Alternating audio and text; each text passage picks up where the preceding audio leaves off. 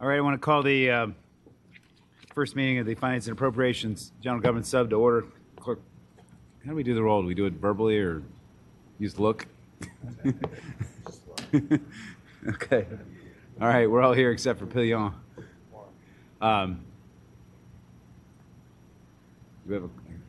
Who says we have a quorum? I say we have a quorum, right? Okay, we have a quorum. Okay, great. Well, I want to welcome everybody to our first meeting.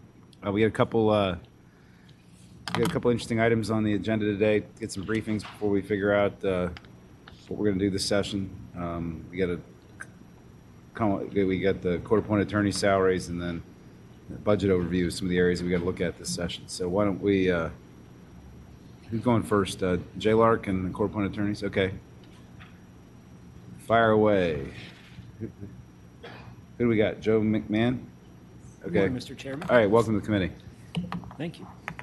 So, I'm Joe McMahon. I'm a legislative analyst and project leader at JLARC.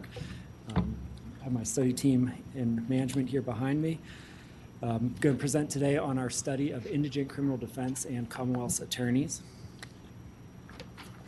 We're asked to review several topics on this study, and the ones I'll be focusing on this morning include the adequacy of legal representation for indigent defendants, the number of attorneys needed statewide for prosecution in indigent defense, and attorney compensation.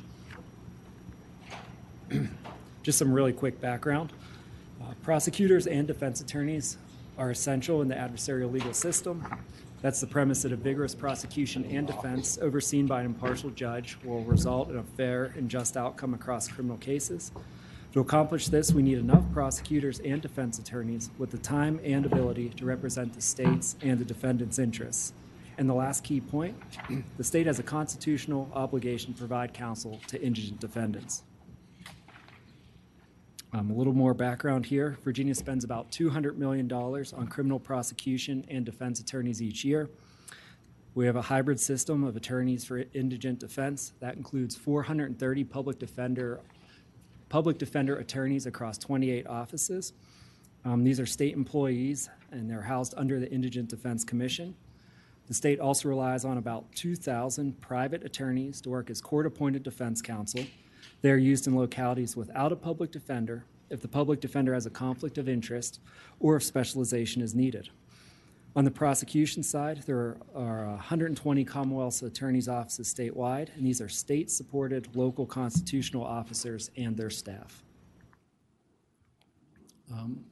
I'll have several of these slides between the sections. Feel free to jump in at these points to ask questions, or if you'd like to ask them as I go, that works for me as well.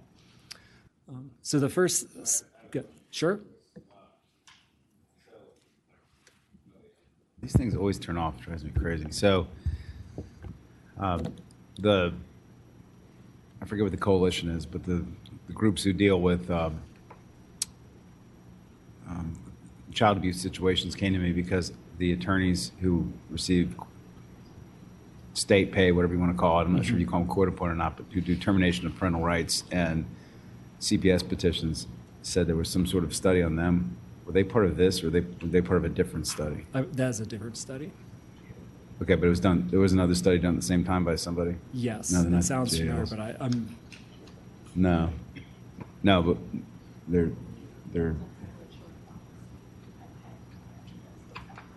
Okay, because there's also that group is also asking us for help there. You get $120 if you're getting your parental rights terminated. The lawyer does, which is crazy. So okay. Thank you, Katie. Understand your scope. Thanks. Some important context before I jump into things is just looking at the case outcomes for indigent defense. So quickly leading into these findings, we were asked to look at the court outcomes in the aggregate. We analyzed millions of the outcomes for millions of criminal charges over a 10-year period, and that there may be individual defendants or attorneys whose experiences differ from these broader trends. However, with that, we found that there's little or no systemic difference in how charges were resolved by attorney type during the past 10 years when you compare court-appointed attorneys, public defenders, and privately retained counsel hired by defendants. So first, we'll look at the proportion of charges that resulted in a conviction. If the type of attorney greatly affects whether a charge will result in a conviction, you'd expect the proportion of each bar to the right of that line to be a lot different. But what you see here is the percentage of charges leading to conviction was similar for defendants being represented by each category. Likewise, the next measure is the proportion of charges that were reduced from a felony to a misdemeanor.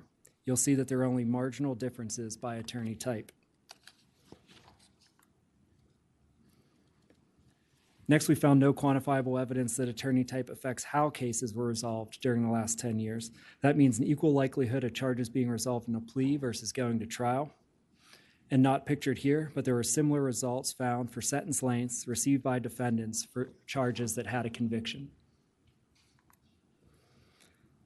The finding is more than just the data. We surveyed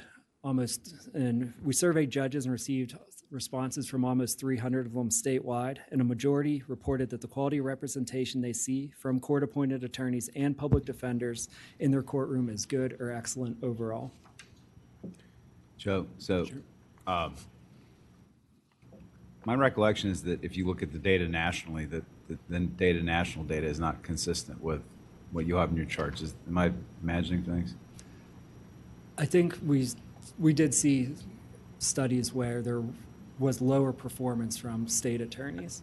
I can't recall exactly which states, but yes, we did see that in some places. Yeah. And also, I think this was one of the more surprising findings to us. Well, I'll just footnote for you that at least in the jurisdictions where I've seen new court-appointed counsel offices come online in the 14 years I've been around, in the courthouses without court-appointed counsel offices, I would say a culture develops supportive of court-appointed attorneys versus PDs. Everybody likes each other, and the judges kind of like the system. So it's not surprising to me that judges would think the existing system that they operate within is fair and fine and all that, as opposed to having court-appointed counsel. So I'm not sure your sample group's entirely unbiased in this last chart, but yes, on the judge side, but on that data side, that's over 4 million records in some of those cases. So got it. Okay. We found that one pretty compelling.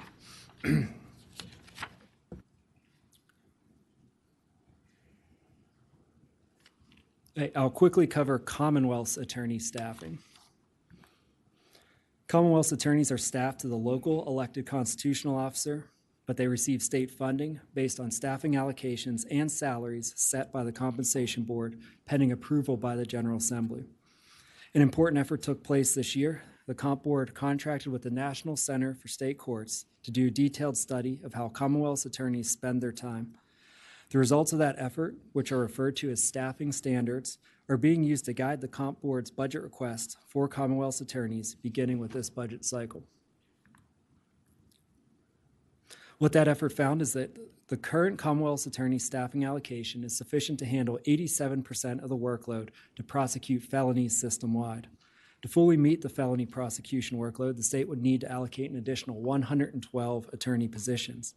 That represents a 15% increase to the current 728 state-funded attorneys at an estimated cost of $9.2 million annually. Currently, about 6.5% of those allocated attorney positions are vacant. However, just filling vacant positions would not be enough to meet workload demands. It would address less than 1/2 of the unmet workload, and more important, nearly 3/4 of Commonwealth's attorneys' offices don't have a single vacancy, so they have unmet workload even when their allocated positions are fully staffed. Joe, I got a question with that. I have that report sitting on my desk. I haven't read it yet, but my recollection is, at least, for example, in Fairfax, it says Fairfax is short 22 positions. The local government has funded like an extra, like, I don't know, 30 or 40 spots there or something like that. What the study is saying is that the state's share of positions is low, not that they necessarily don't have those lawyers. Mr. Chair, is that right? That is correct. Some of the localities fund attorney positions fully from the local side, so the results are going to be mixed by offices. Some localities like Fairfax could have enough local positions to cover that shortage in state-funded positions. And so just for our purposes in trying to figure out how to prioritize those funds, does that study differentiate between the offices that actually have vacant positions because the state hasn't funded and the locality hasn't funded versus the offices that having a bunch of extra locally funded positions that cover up state missing positions? I believe it does. I can't say for certain what's in their study, but I do know that data exists. I actually have that data. So if it's not in their study, either the comp board or we could answer that question for you. Yeah, I'd like to see that so that if, like, for example, there's some positions in Southwest that are just empty because nobody's funding it versus places like Nova where they're empty but funded. It helps us identify where the more urgent need might be. So, okay, thanks.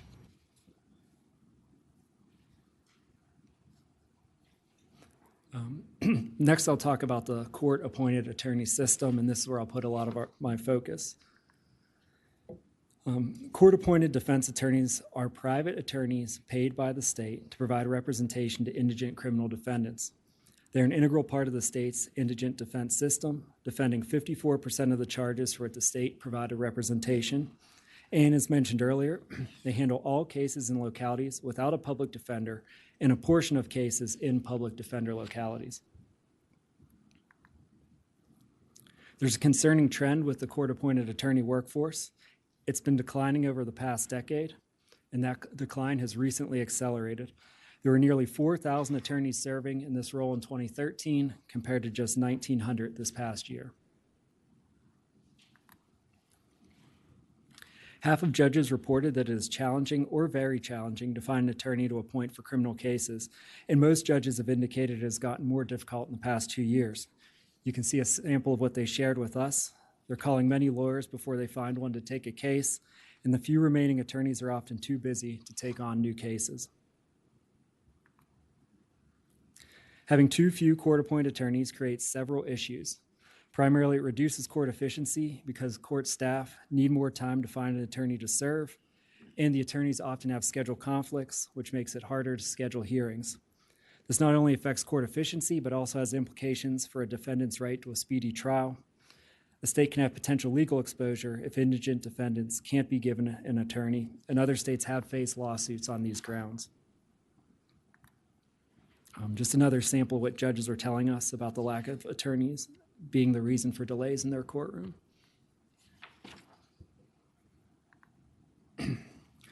Low payment is overwhelmingly cited as the reason fewer attorneys take court-appointed work. We conducted a survey of court-appointed attorneys and asked them about a dozen different factors influencing their decision to serve, and the results were really clear. 89% of attorneys who stopped serving cited compensation as a top factor. 91% who said they were considering taking fewer cases or leaving service altogether cited compensation. And on the other side, 94% of judges cited raising compensation as the top way to address concerns with the indigent defense system. For some background on how that compensation works, Virginia has an hourly pay rate of $90 for court-appointed attorneys, and that rate is set by the Supreme Court, and we found that is comparable to rates used in other states. Along with the hourly rate, there are pay caps that are set in statute, which is the maximum payment based on the type of charge being handled, and those pay caps are where the main problem lies. They result in attorneys working substantial time for which they are not paid on a typical case. We worked with the National Center for State Courts to establish estimates of the average amount of time it takes for a defense attorney to provide adequate representation for different types of criminal charges. According to the case time estimates, the average time an attorney needs to provide representation for a violent felony is about 25 hours, but the current pay cap is set to just 13.7 hours of work for a Class II felony. That means that under the current pay cap, any time worked over that 13.7 hours would not be compensated. Likewise, just 1.3 hours would be compensated of the typical 10 hours required defending a juvenile charge and the typical 6.5 hours required for defending a misdemeanor DWI. I will note that attorneys can request a supplemental waiver for additional pay for some additional time above the pay cap. However, that amount is modest, requires judge approval, and isn't always available because the supplements are subject to a finite amount of funding, which often runs out prior to the conclusion of the fiscal year. Joe, when's the last time we ran out of money? I know we put some more money in probably 5 years ago, and my recollection is we haven't run out of money since then. Is that right? Mr. Chairman, that's correct on the criminal funds side. That's funding just the standard pay cap. There's a $5.1 million appropriation for the supplements. And that is, so they haven't run out of money paying up to the cap. It's that supplemental fund that attorneys are telling us will run out in March or April of some years. Has it run out since we raised it, since we put more money in? I would have to double check on that. The attorneys that we were talking to have indicated it has run out in the last few years. Just the supplemental fund, though. All right. Okay. But I can follow up and get the actual numbers behind that. I mean, I've heard some people engaging in strategic behavior and setting their trials or pleas or whatever for July 1 to make sure they get paid. Yes, we heard that as well.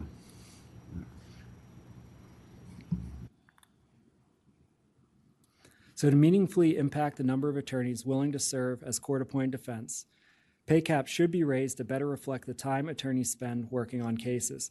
That means that certain approaches are not advisable. These include having no pay caps, which puts the state at risk for large payments and a greater fiscal impact, as well as setting pay caps without an analytical basis, such as uniformly raising them all. The analytical basis that should be used is the average time defense attorneys in Virginia spend on cases. And that leads to what was our first recommendation, and that is to amend the code to set higher pay caps. To go along with this, if pay caps are increased, the offense categories corresponding to each cap should be changed so those pay caps more closely align with the time spent by attorneys on each type of offense. So the current categorization means that pay caps often do not align with the workload associated with each type of charge in that category. We heard this from the attorneys, and we saw it in the results from our case time study. Violent felonies and DWI are two prime examples of where this occurs, each taking far more time on average than what can be compensated under the current pay caps. So in our report, we have a recommendation that if the General Assembly were to increase pay caps, it should also consider changing the categorization of the offenses into these 5 categories.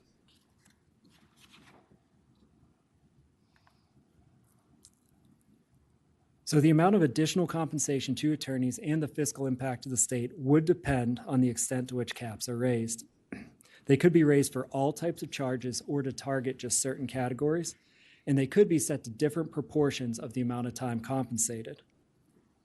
So what I mean by that, using misdemeanor DWI as an example here, setting the cap to 75% of the average time an attorney spends working on a charge would require it to be raised from the current $120, that's that gray portion, to nearly $450, that's the middle section of the bar. Setting it to 100% of the average time would mean a cap of about $600. In our report, we lay out some example scenarios for increasing pay caps to varying degrees. These range from what we call scenario 1, which is a relatively modest increase by setting pay caps equal to 75% of time an attorney spends on a case, and targeting the 3 categories of charges that have the greatest disparity between the average attorney time and the amount paid. And on the other end is scenario 5, which assumes raising all the caps for all charge types up to that full 100% of the average time spent by attorneys. So what those get you is a variation in fiscal impact. It would depend on which caps are raised and by how much. So here's the estimated new spending for each of the scenarios on the previous slide, with the lowest cost scenario being the targeted one at only 75% of the time, and the highest cost being raise all the categories to the full amount of time attorneys spend on a typical case. Finally, when thinking about the scale of the fiscal impact. Joe, so I said a question about how you all arrived at your categories. So, yes. And I see you got violent felony, nonviolent felony, misdemeanor DUI, non-misdemeanors, non-DUI misdemeanor, and juvenile. I mean, misdemeanor categories make sense to me.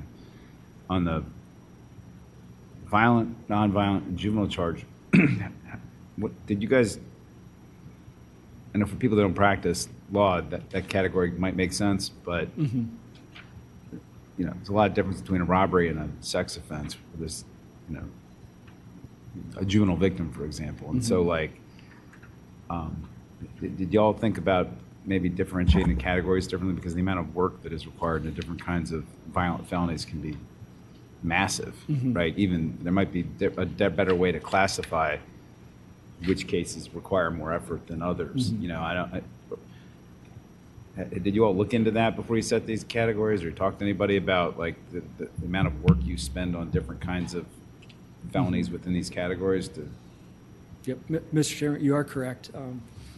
So these categories still would probably be a little bit blunt, but Right. what we were hearing is they're better than what the current categories are. I agree with that. And then there's this tension that you need to define them, and then there becomes complexity with the system and the reimbursement system, which you I agree may with that hear too. when the bill gets to you. Stuff get mixed up together. You have multiple charges in one case. So this is trying to take the best of both worlds, move it towards something that better reflects the time spent, understanding that within that violent felony category, there still is going to be a big spread of effort.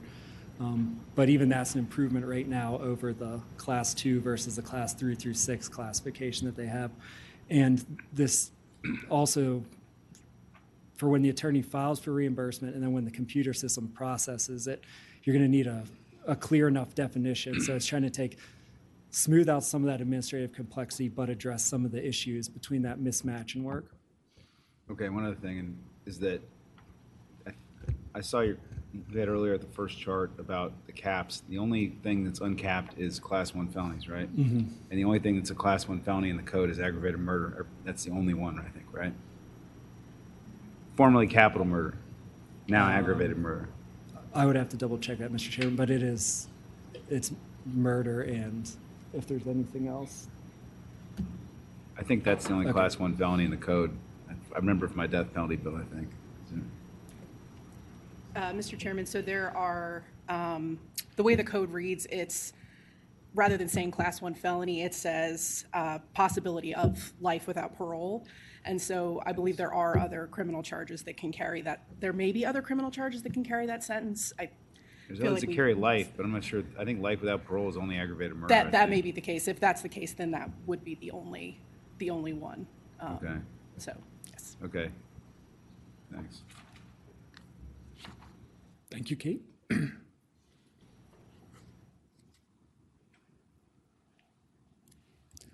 So finally, when thinking about the scale of fiscal impact, some context about where the money comes from. As you know, the criminal fund is the mechanism for funding a variety of court costs, including compensation for court-appointed attorneys. The criminal fund was appropriated about $130 million in FY23, of which about $50 million was used for compensating court-appointed defense. It's worth noting that there's language in last year's budget for the fund to revert $38 million of surplus balance back to the general fund at the end of this current fiscal year. So given that recent surplus, it might make it possible to offset at least a portion of the fiscal impact of increasing pay caps. There's one other question I have. So there's a bill pending, I know, right now, if you get court-appointed counsel and you're convicted, the court has to assess your court-appointed fee as a cost. Do you have any sense, and there's a bill pending to get rid of that, do you have any sense of how much of the criminal fund every year is generated by the fact that people are assessed their fee that they have to repay after they are convicted? Yes, and we looked into that. It's a little circuit. When you're convicted, you have to pay back that fee for the court-appointed attorney. That money actually goes back to the general fund and not to the criminal fund. However, it was about, was it 20-ish? 12 million per year. Okay. About 20% of the fees levied were actually recouped from the convicted defendants. So. All right, thanks. And our fiscal impacts here are net of that, because we're talking impact to the criminal fund, where that recoupment goes back to the general fund. So. All right. I'll move on to a section about public defenders' workload and workforce. So public defenders also play a critical role in the state's indigent defense. They are state employees who receive state-funded salaries and benefits, and they defended 46% of charges for which the state provided representation. The number of vacant public defender attorney positions began to increase in FY20. A combination of factors, including additional attorney positions being allocated to the system and a difficult workforce environment exacerbated by the pandemic, resulted in a statewide vacancy rate of 24% in FY21. VIDC has ramped up recruiting efforts, and as of October 2023, the public defender attorney vacancy rate has declined to 8% statewide. So on top of struggling with vacant positions, we found that public defender workload has increased substantially in recent years. You can see that while the system-wide caseload has declined over the last decade, the amount of time necessary to provide quality representation for criminal cases has increased during the same time period. This increase in workload is attributable to several factors, most notably a proliferation of electronic evidence such as body-worn camera footage and social media, all of which attorneys are ethically obligated to review. The increase in workload has affected public defender offices to varying extents, with an average of 47% increase in overall workload across offices. This is a concern because high workload can hinder the quality of public defender representation and court operations. On a JLARC survey, many public defenders reported that they only sometimes, rarely, or never have time for some activities that could be important for a case. Judges also expressed concern that high workloads can impact the quality of public defender representation and decrease courtroom efficiency. Additionally, nearly 1/4 of public defender offices had to pause accepting cases for at least 4 weeks during the past year because of insufficient staffing. Mr. Chairman? Senator Marsden. Thank you. With regards to how payment is done, I know that last time I checked, we have a fairly high number of juveniles who are transferred, or the threat of transfer to the adult system is consistently in play. When you start out with a juvenile case as an appointed attorney, and then it gets transferred to the adult court, is that all part of the same pay process, or does it start over again when you move into an adult court world? Senator, that's a really good question. We believe it starts over. I'd have to confirm that for you, but yes, we believe it starts over. Okay, thank you.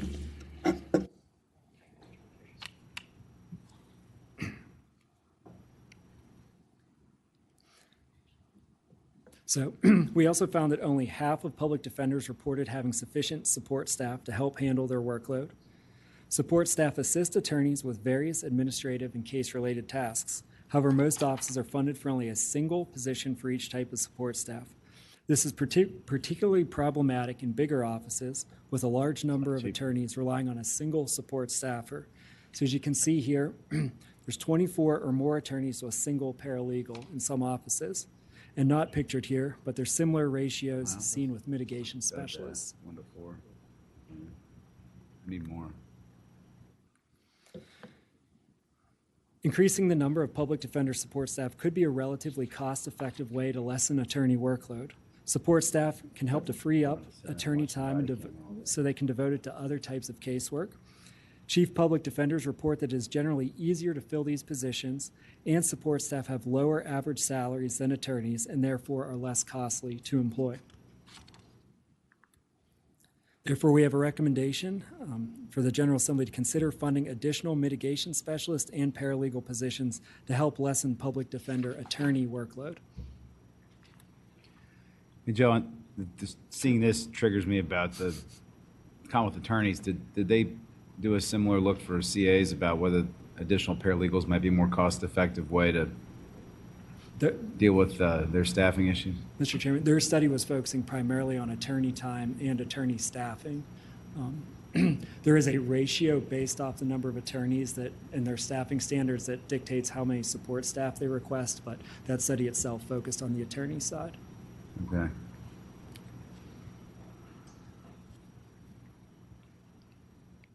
So as part of our study, we were also asked to consider the need for expanding the public defender system, and we found that adding more attorney positions or opening new offices can be longer-term considerations for the state. If all 430 positions were filled, the public defender system would only have enough attorneys to handle about 87% of its workload. But there's still that vacancy issue that I pointed to earlier, and filling those vacancies will have a meaningful impact on addressing this unmet workload. Once the full impact of recent salary increases and recruitment efforts on the attorney workforce are clear, it may be necessary to reevaluate the total number of positions allocated to the system.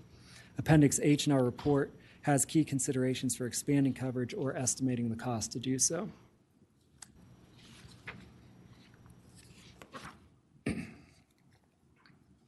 Finally, I'll cover public defenders and Commonwealth attorney salaries.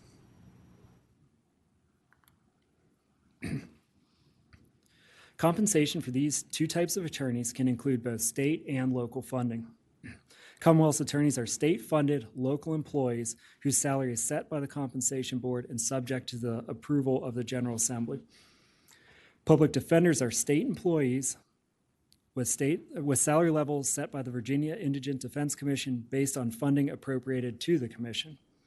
Beyond the state's base salaries, localities can also provide salary supplements to one or both types of attorneys within their jurisdiction.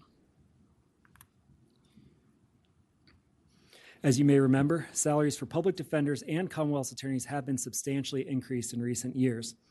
Attorneys have received several across-the-board state salary increases, and the General Assembly also appropriated separate funding specifically to increase salaries for these two groups. That additional funding will increase public defender salaries by an average of $12,000 per attorney and Commonwealth's attorney salaries by an average of about $11,000. We found that Commonwealth's attorneys and public defender salaries have historically been less than attorneys working for the local government and private attorneys, ranging from about 20 to 40% less, depending on the comparison being made. However, these recent steps to increase salaries will likely narrow those compensation gaps. Furthermore, following the increase to public defender and Commonwealth's attorney salaries, you can see that the state salary pay scales between the two attorney types are identical for FY24.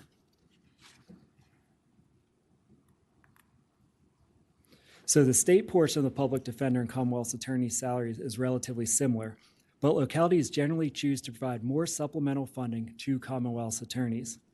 For example, nearly all Commonwealth's attorneys' offices that share jurisdiction with a public defender offer a local supplement, averaging about $21,000 per attorney.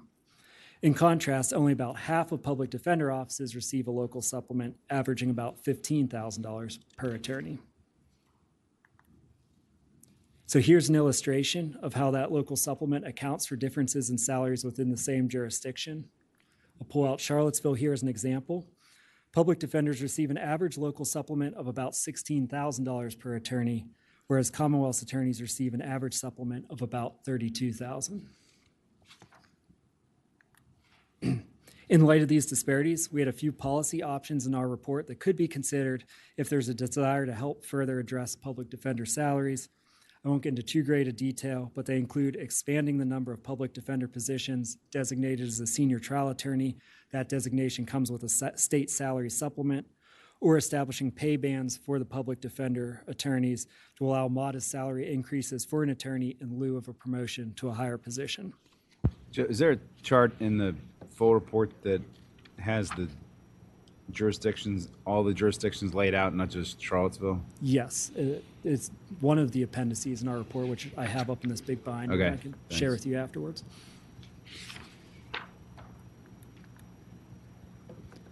Thank you, members of the subcommittee. That concludes my presentation. I'm happy to take any other questions. Thanks. That was very helpful. Anybody else have any other questions for Joe? No, I think we knocked out your questions as you went. Thank you all for having me. It was a great report. Thank you. Thank you.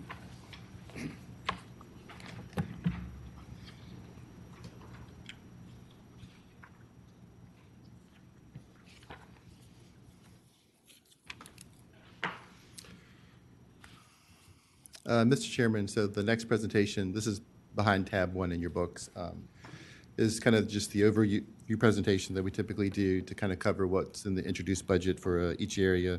So general government, just to note, tomorrow at the full committee meeting will be the more thorough staff briefing of the entire budget. So you'll actually hear a little bit of this again. But just to start off with the scope of general government, general government encompasses, I like to say it's sort of the mechanics of state government.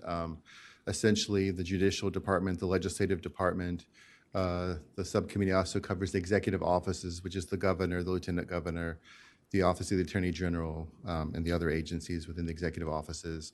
The covers the secretaries of administration and finance, central appropriations, which is where money to be allocated to other agencies is placed, such as compensation actions, and then the independent agency. So it's a wide breadth of scope. It's roughly about 18% of the general fund budget. So there is a lot of money involved. And it has a lot of crossover with other areas. So sometimes there are decisions that are made by other subcommittees that affect what happens in general government. So very quickly, just looking at the caboose bill, the proposed amendments have a net decrease of about $35 million. Most of this is kind of is savings in debt service, which is funded through the Treasury Board and the state's bonds. The next two biggest ones are jail inmate per diems and jail closures, with Katie we'll get to in Senate Bill 30, because those savings continue into the big bill as well.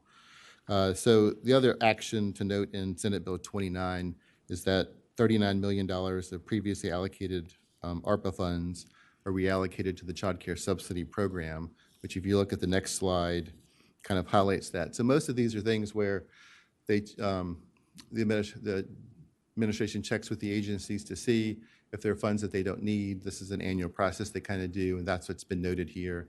And so that money was then reallocated. I would just note too that for Department of Elections, there was $3 million allocated for early voting and Sunday voting support, which last year the governor had proposed to also redirect that to other funds. In Chapter 1 in September, the General Assembly reversed that to actually use that, to support localities for early voting and Sunday voting. So, so that's another issue before, because they have proposed to basically redirect it again.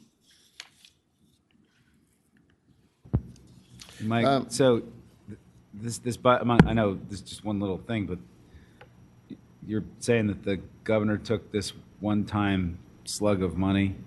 This isn't recurring money. One-time slug of money to fund a recurring program.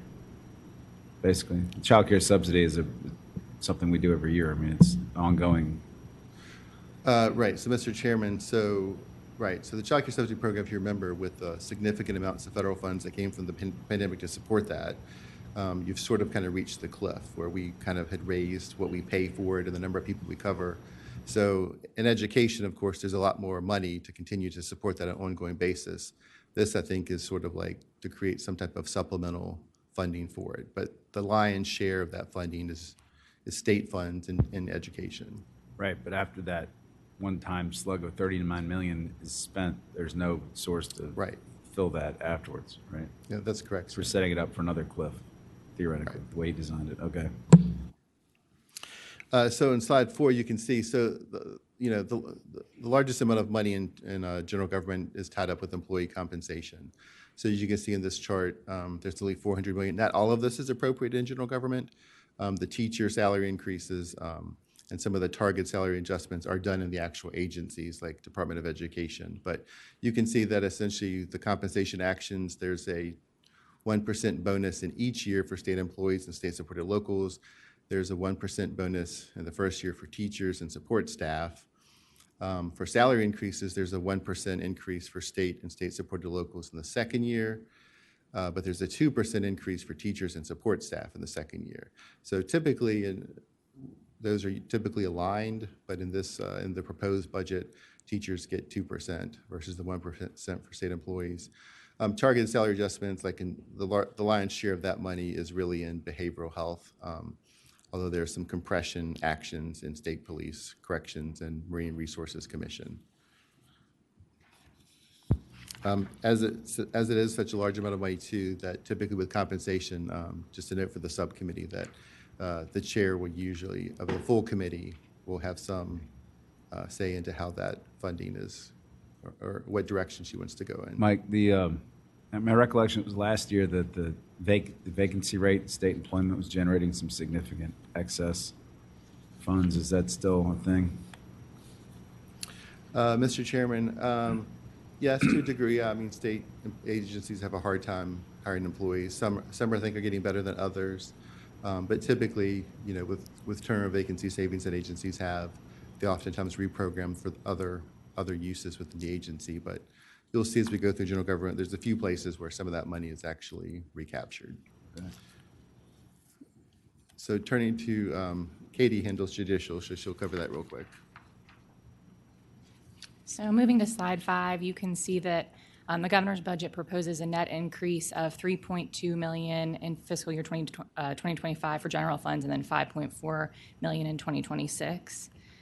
Just to highlight the items, moving to the next slide. So the first one is an enterprise resource planning system for the Supreme Court. This is really their internal operations, financial, procurement, human resources. So this is a distinct system from the case management system that courts use, but their system's from the 90s, and so this is an upgrade, some software that they would purchase, and that $2.5 million represents ongoing costs for the software to improve their internal processes. The next item is $1.4 million general fund in each year for increased staffing for Court of Appeals. You all will remember the General Assembly has provided a few positions for the Court of Appeals in the past year, but as the impact of a few things becomes apparent, these are 14 positions, both attorneys and support staff, that the Supreme Court believes are necessary. There's a few things going on here. One is just increased cases. As you'll remember, there was a backlog of cases during the pandemic. Really, the circuit courts have kind of finished working through that backlog, and now they're going to move on to the Court of Appeals. The Court of Appeals expects cases to level out probably in early 2026. Another aspect here is the right to appeal from legislation in 2021. And then there's also been an increase in, I think it's called pro se people who represent themselves in Court of Appeals courts. So those are some of the dynamics for those increased positions that are being requested. The last general fund item is specialty court dockets. So there are 94 in Virginia now. Not all of them receive state funding. In the second year, this would add funding for 17 dockets, 8 of which are veterans courts. And again, as you all know, the Supreme Court did an analysis and did find that there was an improved 3-year reconviction rate for folks who participate in these programs. And the 3-year reconviction rate, so they basically compared, so people who were in the program and complete, their 3-year reconviction rate's about 18%. For folks who don't complete but are in the programs at some point, especially at some point, it's in the mid-20s, like 25%. And while it's not totally apples to apples, if you look at the 3-year reconviction rate for Department of Corrections, that's in the early 40s, like 43%. So just kind of an indicator that these programs are improving recidivism. And paying for themselves. Say it again? Helping to pay for themselves. Sorry. People aren't reconvicted. We're not spending money on feeding them and housing them. So they're helping to pay for themselves. Right, exactly. Okay. And this money would basically go to, it's enough to fund a coordinator to each of the specialty dockets. So federal and local governments would still be funding, but this would just kind of be a little bit of a contribution from the state. I'll let Mike take over with executive offices. Mr. Chairman, Senator Marsden. that just as an observation that you know, the cost of incarcerating folks, there's 2 things to keep in mind. One is the overall net cost of inmates. You know, that deals with all the overhead and everything that goes into it. The direct costs of inmates are probably still under $10,000. You know, it isn't all that much. You don't get the savings until you start closing overhead, creating facilities. That's where the money saving comes in. You don't save all that much when you just reduce the number of people. And the closing of these 2 facilities, I'd be interested in, you know, in knowing that in the adult system, DOC closed, what, 2, I believe? 4? Excuse me. Yeah, 4. Yeah. I'm just curious as to what the savings has been there, or whether just everybody's just been redirected to other facilities. Yeah, and Senator, if you saw, but at the beginning, the first slide, there was savings from jail closures of $2.2 million on the very first slide. And there's also reduced per diems for $15 million. So every time we get your people in jail, we're paying less per diems on a daily basis to local jails. So it's, Yeah.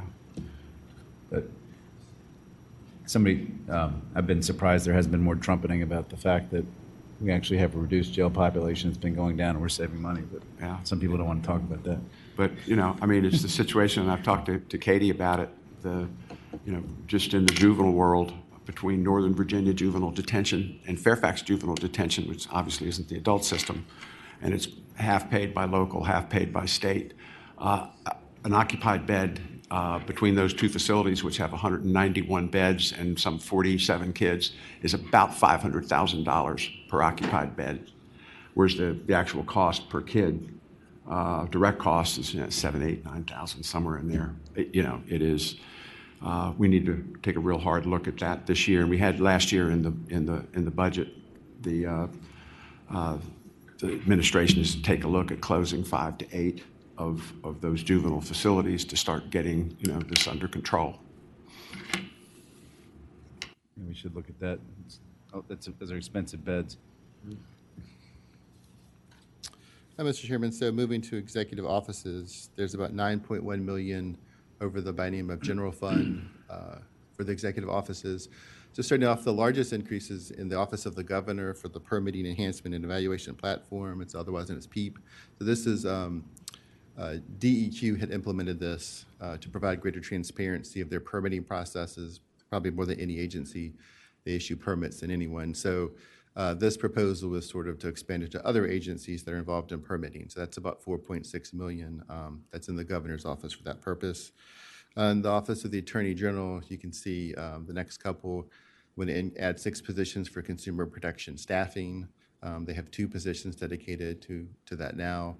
There's also 5 positions for IT. So this is to help, I think the main purpose to boost the cybersecurity abilities of the Office of the Attorney General as well as other issues. Also to note, the next 2 smaller ones in the governor's office, there's funding for 5 artificial intelligence pilots. This is tied to his executive director number 5 back in September. We don't really have much detail what they want to do, but it's the idea that directive's intent was to sort of look at artificial intelligence and its impact on state government. There's also 1 position for the Office of the Children's Ombudsman, which is within the governor's office. And in the Secretary of the Commonwealth, 2 positions to increase the notary and restoration of rights staff. Just to note, too, at the bottom for the governor's... Mike, Yes. given that he's not restoring anybody, what the justification is for increasing staff for that? Mr. Chairman, the only thing that we know is it's just based upon their workload, so... All right. But certainly we can inquire and try to get more details about Yeah, that'd be helpful. about the workload, yeah. Yeah, why they need more people not to do anything? Right. Yeah. Okay. Sure. And then just the other 2 things to note here. One is mainly in the Office of the Governor. It kind of says language, but it's just because they're moving it around. So as you know, that virtually in the budget, each item is essentially also kind of is a program which basically describes the expenditure. So there was a program, a separate item within the Office of the Governor for diversity, equity, inclusion for that office. So what he's proposing to do is to move it into his general program. And then they earmark about 1.3 million of it. But the important thing to note there is currently that other program has about 1.8 million. So essentially it frees up almost $500,000 within the Office of the Governor for other purposes. Right. I've got an amendment coming about that. And then lastly here, the Office of the Attorney General, there's just language that authorized them to collect fees when they provide legal advice to the soil and water conservation districts. There's money in the Department of Conservation and Recreation to help support those costs. Moving to administration, you can actually see it nets to over almost 71 million in general fund savings. The compensation board is part of administration, so when we get to on the next slide, then Katie will cover kind of much of that savings. So moving to slide 10, compensation board. The first item is 1.3 million each year. This is to annualize some behavioral health and medical treatment positions that were previously provided, but the General Assembly phased in the funding. So this is to fully fund those positions. The next item is, this is a typical thing, adjusting constitutional officer salaries based on population. This is in accordance with budget language that requires it. Kind of getting to some of the conversation with Senator Marsden and Senator Serval, these are the 2 jail closures right here. It's Bristol City Jail and Hampton Roads Regional Jail. Tomorrow in public safety, we'll talk about the 4 prisons that are closing. That's over 100 million savings. These are specific to jails, so this is the state portion of jails. And basically the story here is that they want the regional jail, there were less inmates, so localities really didn't feel the need to participate. And then Bristol City Jail, those inmates are now going to go into their regional jail. It was an aging facility, less inmates, so and that's kind of the dynamic there. This is the savings on the operational side from what the state provides. This next item, the jail per diem appropriation adjustment, again, exactly as Senator Serval described, this is the lower projected inmate population, so there's obviously going to be less per diems that are reimbursed from the state, but the rate is staying the same. This is just because there are less inmates. The next item, savings from vacant positions in constitutional officers' offices. So typically every year the compensation board will return funding. We appropriate for a certain amount of positions for each office. If they can't fill them, compensation board won't reimburse them. And so this is money that this past year we've returned to the general fund. The introduced budget basically proposes to take some of that balance that we couldn't allocate for the unfunded positions and put it into a fund so that they're cutting the appropriation, but in future years that money is available to kind of fill any positions that may become full. And this is specific to sheriff's offices, Commonwealth's attorneys, and circuit court clerks. And then the final item here is savings from an unlaunched pilot program. It is as it sounds. The funding has been provided for a few years. Compensation board kept reaching out and the locality just didn't want to or wasn't interested in taking this on. So that removes that from the appropriation. Are there any questions on compensation board before I hand it back to Mike? Yeah, Mr. Chairman. My question would be around how, I guess, vacancy savings are calculated into sort of base projections. If we're carrying some of this and capturing back, what is this typical process in terms of vacancy savings calculations as an overall, and how does it apply to this? Yeah, so Mr. Chairman, Senator McPike, so I need to get the exact calculations from compensation board, but what I'm told is that this 9.4 represents the amount that was returned to the general fund this past fiscal year, so fiscal year 2023, plus a cushion. Usually what happens is we appropriate it and then that just goes into unexpended balances that are, Mike can correct me if I'm wrong, but are basically available for the governor, or then if not the governor, the General Assembly to appropriate. But this is basically based on recent unexpended balances, and then they did leave themselves a little bit of a cushion, and I can get the exact numbers from compensation board. Mr. Chairman. Senator McPike. So this would be essentially vacancy savings plus. I presume that some of the vacancy savings is already baked into the base budget numbers, and this is excess and above and beyond. Correct. Sort of that base rate. That's right, and only for those 3 positions. And then in that first year, the idea is that in the first year, the $9.4 million would go into a fund, and it is, as you said, that vacancy savings plus. First year, $9.4 million goes into a fund, and so then if we do even more than the vacancy savings plus in the future fiscal years, there's a fund that's kind of available for that. And at some point, the compensation board, they said they're comfortable with this number, and they don't think they're going to revisit it in this biennium or probably next. But at some point, the compensation board could come back and say, we filled these positions, our fund is depleted, we really do need more funding. But they don't expect that in this biennium or probably the next. Okay, I want to question while we're stopped. Johnny Giuano used to always complain to me when he was here that the judicial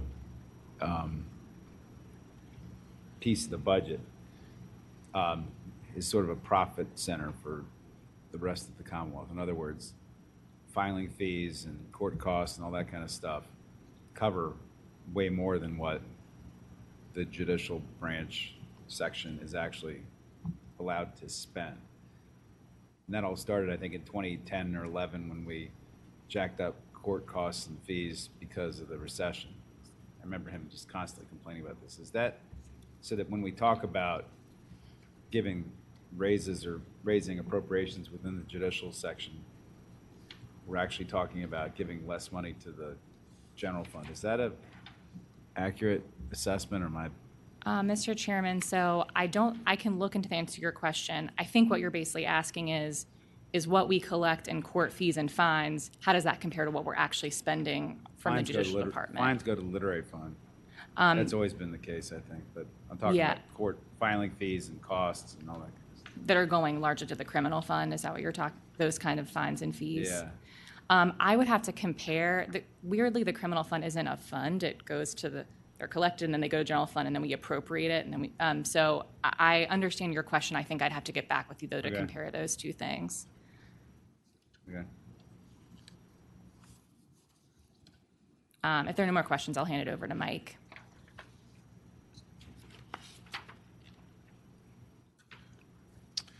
So moving to the rest of administration, so you can see there's two amendments for general services.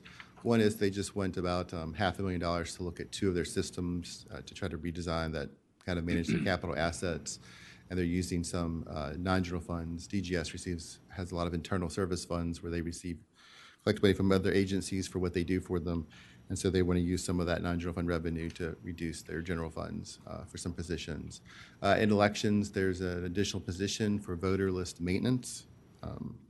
And then in the Secretary of the Commonwealth's office, there's a staff person in the Division of Executive Administrative Services, which sort of administers all the stuff for the cabinet, as well as the governor's office. Mike, can you all, while you're looking into this, go back and figure out how much it costs us to be a member of ERIC versus whatever this additional person is to maintain the list? I want to say it's like $60,000 a year or something like that. Yeah, we can check into that, Mr. Chairman. I know there's a fee to rejoin it, but I don't know if it's quite 60,000. I think it might be less than that. Yeah. But Okay. we'll look at that. Yeah, I'd like to know what those costs are. And then just note two actions for human resource management. One is to have software for a statewide performance evaluation process, which right now is actually a paper process. So this would be the first time the state would move to a system. And then their recruitment management system, they had a one-time fee in the first year to offset some of their costs. There are significant non-general fund actions in administration, but largely that's because of the state health benefits program, basically the payments that they pay out for that, as well as a variety of other internal service funds adjustments for like the state rent plan and things of that nature. So moving to finance, you can actually see there's about a little bit over 81 million general fund over the biennium. And when you look at the detail, the primary part of that is basically in Treasury Board for adjusting funding for debt service payment. So with interest rates higher as the state's issuing bonds, of course, the interest in those bonds is higher than it otherwise would have been when interest rates were lower. Then you can see the next two in Department of Accounts and Department of Planning and Budget. This is a case where there was they reduced their operational budgets based on how they ended the previous fiscal year. So certainly in those agencies, that savings would have come from probably turnover vacancy more than anything else. And there's a few just minor fees for tax and treasury where they're just recovering some of their costs, but they're very minor amounts of money. And then just to note, DOA transfer payments is a part of the budget under DOA where we account for things like the car tax payment as well as deposits to the rainy day funds. And of course, there's language that, and this will be talked about more in the bigger presentation, which I think that you're already aware of, that in the current biennium, the budget actually had a 20% limitation on the two funds. The statutory piece is 15%, and that's what the governor and his budget proposed to go back to.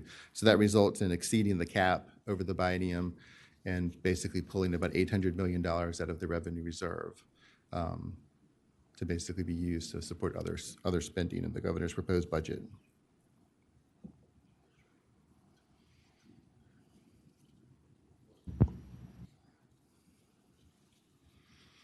And then just like to say, the other thing to note is there's also other indirect, a lot of these agencies have indirect, have funds where they recover money from other agencies.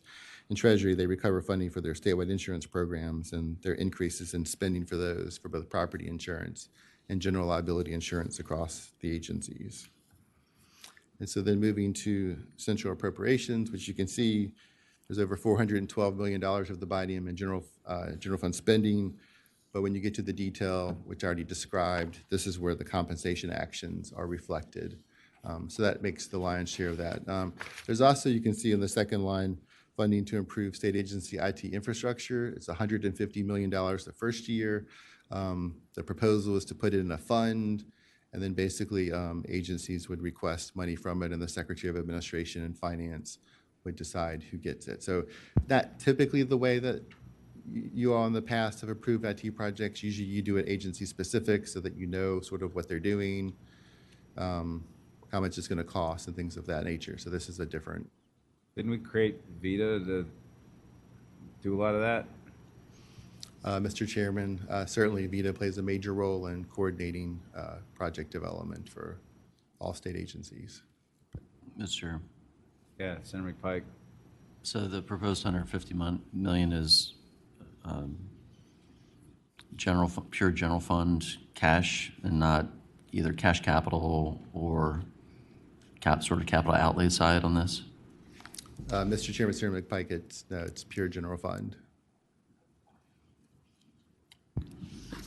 And then just, sorry, Mr. Chairman. Go ahead, Senator McPike. And so we also do have IT capital funded projects in our capital outlay as well, correct? Mr. Chairman, Senator McPike, I'd have to double check if we have any IT in there, but it's possible that I can check. Okay, thank you. Mike, I know that at least William and Mary and 2 other colleges are talking about some kind of a major systems upgrade thing that they could eventually use across all state-supported institutions, and I assume all that higher ed stuff is all completely separate from this, right? Mr. Chairman, so the language itself, I don't think excludes higher ed, so I guess in theory it could be for that, but I know that this amount of money is just a portion of what the total request of all agencies want. So combining that with higher ed, their requests far exceed this 150 million. All right, thanks. So just a few here to note, Mr. Chairman. So there's about 106 million over the biennium for health insurance premium costs. So basically the health insurance program, this covers the growth and the state share for state agencies. There's $20 million in the first year to support the American Revolution 250 Commission and their recommendations that they went to as they prepare for the 250th anniversary. They're only going to have money for 1 year? Mr. Chairman, so the way it works, like a lot of these kind of commemorations, things in the past, is they get a big chunk of money and they roll it forward every year. So it's almost like committing to everything you want to do at the beginning and then just spending it down over a number of years. Okay, Senator Evan? Just to be clear, they get the money in this, if the budget's adopted the way it was submitted, they get the money in 2020, this fiscal year, starting July 1st, and they can spend it allocated for future years then if it's allocated in 2025? Mr. Chairman, Senator Eben, yes, if you have the authority to continue to bring it forward, it just keeps rolling forward until you spend it all. Thank you. I will note too that in the Department of Historic Resources, there's another $35 million sort of pool of money that the governor has for activities related to this as well. But this $20 million is tied to what the actual commission, they requested $36 million, and the governor has put in $20 million for that. The chairman of it's actually my constituent, but I haven't talked to her about it. But did they submit a budget of some kind as to how they're going to spend $20 million? Mr. Chairman, yes, we do have the detail on how that, so I can certainly get that for you all. All right. And the only other one I'll note here is just the workforce recruitment program. So this is a $15 billion they're proposing for VEDP to have a marketing program to kind of look at in-demand job opportunities and career pathways. It's unclear exactly why they put it in central accounts, but that's in there as well. And you can see a variety of things going down below for minimum wage cost, line of duty act, state workers' comp. These are like the typical adjustments that are either based upon VRS board certified rates or just other adjustments to an internal service fund. So this is, central accounts is where the state agency share, the general fund share is accounted for to be distributed to state agencies. Remind me but a $15 minimum wage has what, like a $30, $40 million impact, something like that? So this, what's included in the introduced budget was sort of just it being tied to like you all doing nothing. So just Right. the I know, but incremental I'm talking about increases. a But getting bill to, that's in finance maybe this morning, I think. right. Well, it's it's not going to be heard in finance this morning, but you're correct, it has been re-referred. So yeah, that's something that's still being worked on. The kind of the increase in the minimum wage, sort of like, there's the state employee piece, which that's not really the huge cost.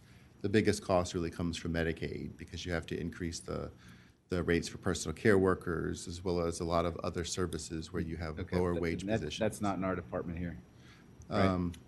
No, your department is going to cover the cost for lower income state employees. So the next slide, as you can see, again, shows a variety of just actions. Some of them are negative because sometimes the costs go down for a whole variety of internal service funds. So I'm not going to go into great detail, but certainly if you have any questions, you can let me know. It does have I will note the second thing at the top is there is $500,000 for potential sport team relocations. It's just money for the Secretary of Finance to do whatever they want, sort of. Chairman. Senator Eben has been triggered. That's the word of the day. I told that to Senator Pillion earlier, that the word of the day is triggered.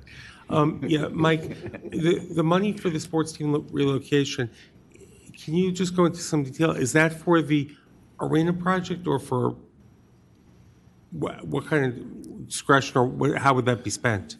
Mr. Chairman, Senator Eben, so I wish I had more detail. Last year in the Chapter 1 budget, some money was put in for them to do this as well. It's really at the discretion of the Secretary of Finance. I'm sure they could use it for consultants to do something. Could it be used for the arena project? Certainly. Well, last year, if I'm right, Mr. Chair, last year I believe the money was to hire a consultant to attract teams or tell the administration how to attract a team. But is this restricted to consultants, or there's no restriction? Mr. Chairman, Senator Eben, I'll go back and double check the language, but I think it's just at his discretion as to what he needs to attract sports teams. But Thank you. certainly we can ask more questions of them as to how they would plan to use it. Yeah, I hope so. Thank you. So moving to just to end central appropriations. So the only other thing to note here is the Master Settlement Tobacco Agreement appropriations are here too, and those are just non-general fund adjustments that get adjusted.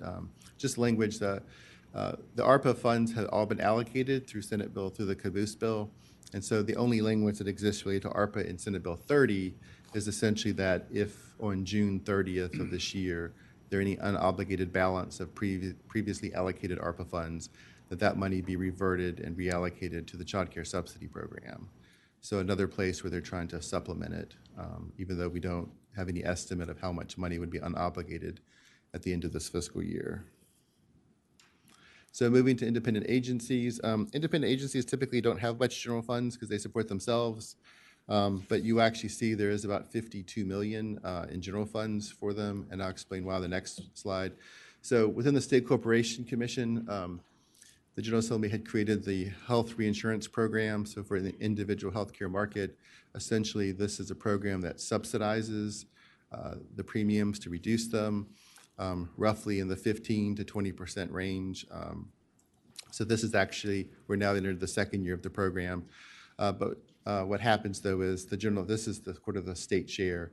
The state has a waiver from the feds to do this, and you can actually see on the right down below in the non-general fund actions, also for the SEC, you can see there's about $686 million of the biennium. That's the federal share of that program. So you can see that they essentially pay the lion's share of the cost to sort of subsidize the program and reduce the premiums for people in the individual market. And then everything else you can see here are basically non-general fund actions that are fairly typical. The SEC also has the Health Benefit Exchange. That is now a state-based exchange that's functional back in November. So, that receives fee revenue from the plans that participate. So this is just to kind of adjust their cost. You can see in lottery, this is just establishing a base appropriation to actually make the locality casino payments. And then you can see in the other NGF agencies that Virginia 529 and then Virginia Retirement System. Again, this is just a variety of things to adjust to their cost or other needs. So with that, Mr. Chairman, that concludes the presentation, unless there are any other questions.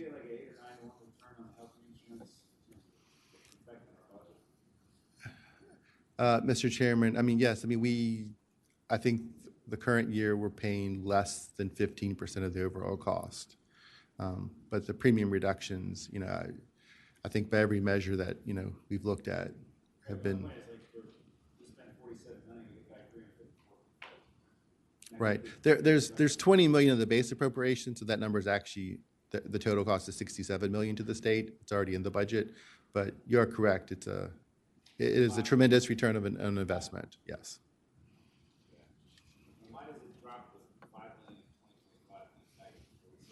in 2025? Yeah, so the General Assembly had actually appropriated in fiscal year 24, 20 million. That's why the 20 million is already in the base budget going forward. That money wasn't spent, it was brought forward because the first cost of the program are in fiscal year 25. It was actually sort of an action taken as a down payment. So the 25 costs are probably going to be closer to 45 million in total funds. So that concludes the presentation, Mr. Chairman. And For the meeting, right? yep, and just to note that finance is meeting at 9 down on the third floor. Great. In 305. Okay, thank you for putting those briefings together. It was interesting. Thanks. We're adjourned. The Senate of Virginia, Richmond, Virginia.